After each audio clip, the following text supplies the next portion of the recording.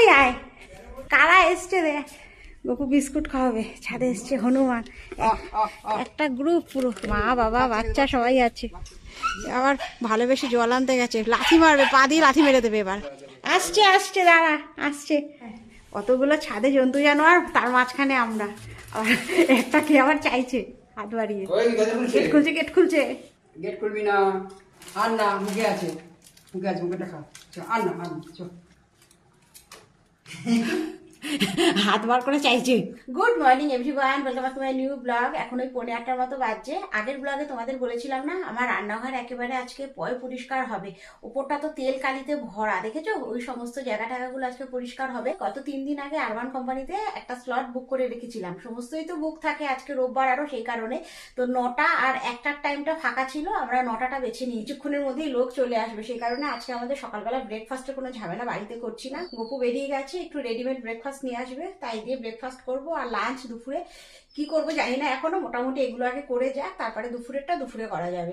এই দেখো সমস্ত তেল ফেল হয়ে তো ভরে আছে, অনেকদিন আগের একটা ব্লগে দেখিয়েছিলাম। এইগুলো সমস্ত পরিষ্কার হবে, এই সমস্ত টাইলস, স্ল্যাব, মেঝে সমস্তটাই হবে। এইখানে যে ক্যাবিনেট গুলো খুলে পড়ে আছে, তেল চিটচিট হয়ে আছে, এইগুলো হবে। এই যে পেছনে মাইক্রোওয়েভটা, ফ্রিজ, যা যা মোটামুটি এই রান্নাঘরের মধ্যে আছে সমস্তটাই পরিষ্কার হবে। একটা সুবিধা, আমাদের গণেশ পুজোর আগে সমস্তটাই হয়ে যাচ্ছে, ওই সময় আর তাড়াহুড়ো লাগবে না। এখনো তো অনেকগুলো দিন বাকি। এই যে আজকে সকালবেলা আমাদের ছাদ ফাঁকা হয়ে যাচ্ছে, গপু একেবারে সমস্ত পতাকা চিকচিকি যা আছে সব খুলে ফেলছে। আর রিস্ক নেবো না, হ্যাঁ, যা বৃষ্টিতে ভিজেছে, হ্যাঁ, এই যা রোদ উঠেছে, এরপর আবার ভিজে যাবে। 2 দিন টানা তো চলেছে নিম্নচাপ। অনুষ্ঠান শেষ হয়ে গেছে, ভালোই ভালো শুকিয়েও গেছে, এবার খুলে নি, হ্যাঁ, আবার পরের বারের জন্য। এবার খটখটে রোদ উঠে গেছে, ছাদ আমাদের ফাঁকা হয়ে যাচ্ছে আজকে। পতাকাটা লাগিয়েছি, কত সময় নেই, খুলতে দেখো 2-4 মিনিটের মধ্যে খোলা শেষ হয়ে যাবে। হ্যাঁ, লাগানোর সময় একটা এনার্জি আর আনন্দ নিয়ে লাগিয়েছিলে।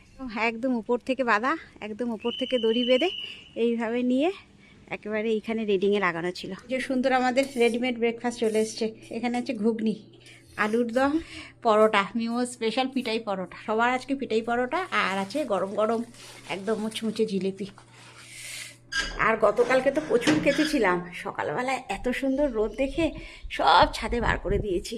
কি সুন্দর রোদ উঠে গেছে দেখো, নীল আকাশ, এখানে দড়িতে সমস্তটাই ডোডোর। আমাদের 3জনেই তো সারা সপ্তাহ জুড়ে সেই অফিস, কলেজ আর স্কুল করে, যার জন্য এই একটা দিন প্রচুর কাঁচা থাকে আমার।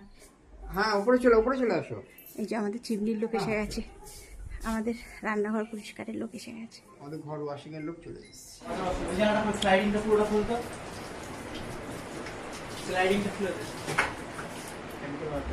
হ্যাঁ দেখছো গ্যাস আসছে কিন্তু।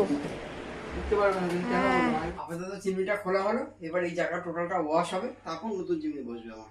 তা তোমরা মাস্ক টাক্স পরে কাজ করবে? আরো বেশি অসুবিধা হবে। হ্যাঁ, মাস্কের ভিতরে তো গন্ধটা পুরো এখন হয়ে গেলে আমাদের অ্যাসিড পাইল হচ্ছে, অ্যাসিড পাইল হচ্ছে। অ্যাসিড কেমিক্যাল একটা, কেমিক্যাল। হ্যাঁ, এটা কেমিক্যালটা 1 লিটারের দাম 500 টাকা। বাবা, দাম আছে, ভালো ভালো দাম আছে, এত কুইক অ্যাকশান, সেই কারণে একটুখানি টেস্ট করেছে ওখানটা, দেখেছ? একটু দিয়েছে, একটু ন্যাকড়া দিয়েছে, সঙ্গে সঙ্গে রাখেও নি। এই দেখো, এই ছেলেটার হাতে যে কেমিক্যালটা রয়েছে না, এটা নাকি আরবানের নিজস্ব প্রোডাক্ট। আমি জিজ্ঞেস করলাম যে এটা কি অনলাইনে পাওয়া যায়, বললো না, এটা কোথাও পাবে না। যাই হোক, এই যে তেল চিটচিট ব্যাপারটা রয়েছে, এইগুলো পরিষ্কার করার এটা হচ্ছে আসল রহস্য। ওরা এই কেমিক্যালটা অ্যাপ্লাই করার পরেই আমাদের বারণ করেছে এখানে দাঁড়াবেন না, দাঁড়ালে কিন্তু হাঁচি কাশি প্রচুর হবে, আপনারা সহ্য করতে পারবেন না। কিন্তু নিজেদের বাড়ির কাজ হচ্ছে, একটু না দাঁড়ালে হয়, সেই কারণেই একটু দাঁড়াচ্ছি, এবার নিচে চলে যাব। আমাদের এত দেখার শখ হয়েছে দাদা, কি করে কি এত এত ওয়াশ কি করে করছে, পরে নিজেদেরই কষ্ট হবে তখন। হ্যাঁ হ্যাঁ, যে কেন দাঁড়িয়ে দেখলাম, হাঁচি কাশি হয়ে যাবে সবার। আর ওদের তো হ্যাবিট হয়ে গেছে বলো, করে করে ওদের। হ্যাঁ, ওদের অভ্যস্ত, মাস্ক পরতে বলে, ওদের বলছে মাস্ক পরলে আরও কষ্ট, হ্যাবিট হয়ে গেছে। এই কাশছে দেখো,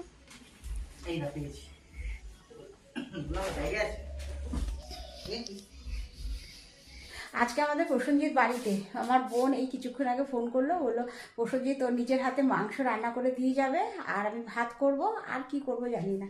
এরই মধ্যে আরও একটা কাজ আমাদের হচ্ছে, জানো তো, আমাদের যে রাধাকৃষ্ণ বসে যে জায়গাটা, এখানে একটা মাটির পদ্ম ফুল তৈরি করা হবে। পদ্মের মধ্যেই ঠাকুর থাকবে, তো অনেক দিন ধরেই করব ভাবছি। একবারে পাশের বাড়ি দিলীপ দাকে ডাকা হয়েছে, উনি করবে। বারবার গিয়ে দেখে আসবো। হ্যাঁ, এমনি এখানে তো জলের ব্যাপার নেই। না, এতটা হচ্ছে লম্বায়, চওড়ায় এতটা। এইটাই, বুঝেছো? হ্যাঁ। এতটা কিন্তু বাদ থাকছে, হ্যাঁ, হ্যাঁ, গ্যাপ থাকছে। গ্যাপ থাকছে। ঠিক আছে। তারপরে একটু একটু এদিকে হ্যাঁ, ওদিকে হ্যাঁ, হতে হ্যাঁ। পারে।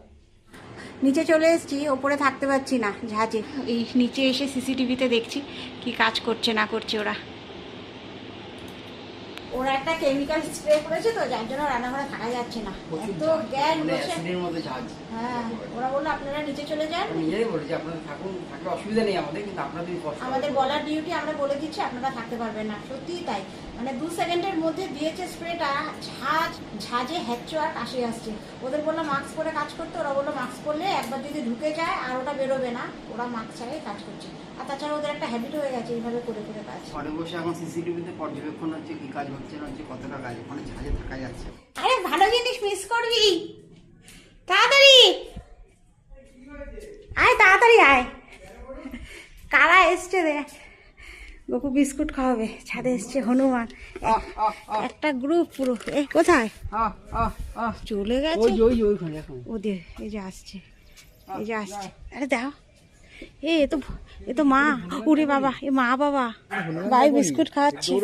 ওই তো বাচ্চা, কি সুন্দর খাচ্ছে। মা বাবা বাচ্চা সবাই আছে, খামচে দেবে বাবা। একটা দুটো তিনটে চারটে ওদিকে আছে, ওখানে বসে আছে। ওরা যখন আসে পুরো গ্যাং আসে, 12খানা আছে, এক দল করে চলে আসে। বাচ্চা ফাচ্চা সব মিলে আর নেই। দাঁড়া, কি করছে আবার? ভালোবেসে জল আনতে গেছে, লাথি মারবে, পা দিয়ে লাথি মেরে দেবে এবার। দেখো না তুমি খাই কিনা। খাবে বিস্কুট, ফেলেই দেবে জল। জল খাবে না, জল দিয়ে এসছে সাত করে, জল খাবে না। যে খাওয়া ঠিক আবার বিস্কুট চাইছে, খাওয়া আবার বিস্কুট খাবে। আসছে আসছে, দাঁড়া, আসছে, নিয়ে আয়। আরো বিস্কুট খাবে, এখানে চলে এসছে, বাঁকাতে পারবো না, তুই দে। একটা পুরো ভেতরে চলে এসছে, এত ভয় লেগেছে। নিয়ে আসা গপু গেট আটকে দিয়েছে। দাঁড়া, দিচ্ছে আনছে। দিচ্ছি। মিমো তো ভয়ে বিস্কুট নিয়ে দাঁড়িয়ে আছে, মিমো আসতে পারছে না ওখানে। কি ভয় লেগে গেছে না? স্বাভাবিক, একটা ঢুকেছে। পাওয়াটাই স্বাভাবিক। হ্যাঁ, কতগুলো ছাদে জন্তু জানোয়ার, তার মাঝখানে আমরা। ওদের যখন খিদে পায় তখন চলে আসে, সব হাত বাড়িয়ে নিচ্ছে সব কাটা। আর একটা কে আবার চাইছে হাত বাড়িয়ে, গেট খুলছে। গেট খুলবি না।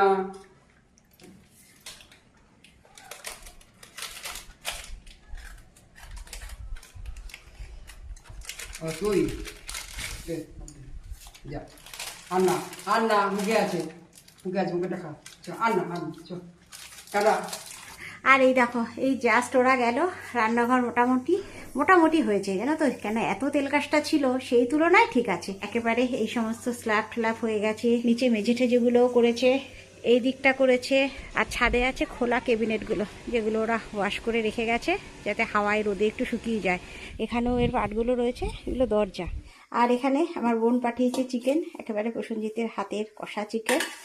আর গতকালকে ডাল করেছিলাম, কুমড়ো শাকের ডাল, মটর ডাল দিয়ে, সেটা আছে। এখন মাইক্রোওয়েভে এটা গরম হবে।